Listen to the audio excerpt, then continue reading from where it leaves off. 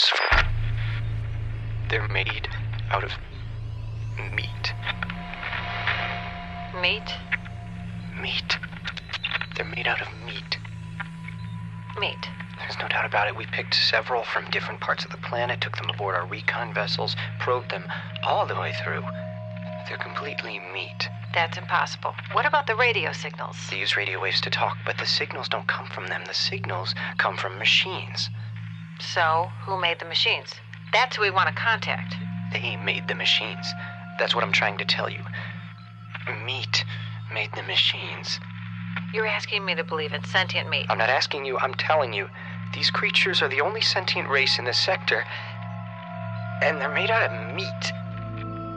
Okay, maybe they're like the Orphalai. You know, a carbon-based intelligence that goes through a meat stage. No, they're born meat and they die meat. We studied them for several of their lifespans, which didn't take too long. We all know the lifespan of meat. Ugh. Maybe they're like the Weddellite, a meathead with an electron plasma brain inside. Oh, we thought of that. They're meat all the way through. No brain. Oh, there's a brain. There's a brain, all right. It's just that the brain is made out of meat. So, what does the thinking? You're not understanding. The brain does the thinking. The meat. You're asking me to believe in thinking meat. Yes, thinking meat. Conscious meat. Loving meat. Dreaming meat. The meat is the whole deal. Are you getting the picture? They're made out of meat? And they've been trying to get in touch with us for almost 100 of their years. So, what does the meat have in mind? First, it wants to talk to us. Then, I imagine it wants to explore the universe, contact other sentients, swap ideas and information, the usual. We're supposed to talk to meat. That's the idea. That's the message they're sending out by radio. Hello, anyone there? Anyone home? That sort of thing.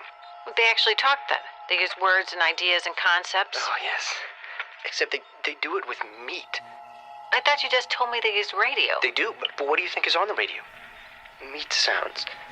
You know how when you slap or flap meat, it makes a noise? They talk by flapping their meat at each other. They can even sing by squirting air through their meat. This is too much. What do you advise? Officially or unofficially? Both. Officially, we're required to contact, welcome, and log in any and all sentient races or multi-beings in the quadrant without prejudice, fear, or favor. Unofficially, I would advise that we erase the records and forget the whole thing. I was hoping you would say that. It seems harsh, but there's a limit. Okay, how many planets are we dealing with here? Just one.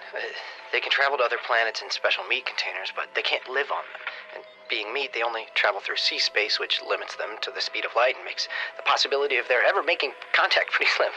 Infinitesimal, in fact. So we just pretend there's no one home in the universe. That's it.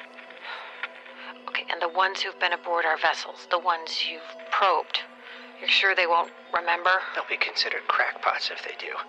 We went into their heads and smoothed out their meat, so that we're just a dream to them. A dream to meat. How strangely appropriate that we should be meat's dream.